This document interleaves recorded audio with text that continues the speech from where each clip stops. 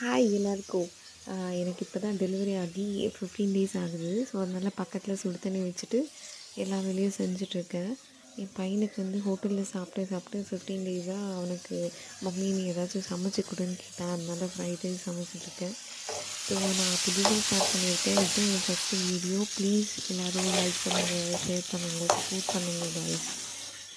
எனக்கும் ரொம்ப நாளாக யூடியூப் ஸ்டார்ட் பண்ணணும்னு ஆசை தான். ஸோ ஃபைனலாக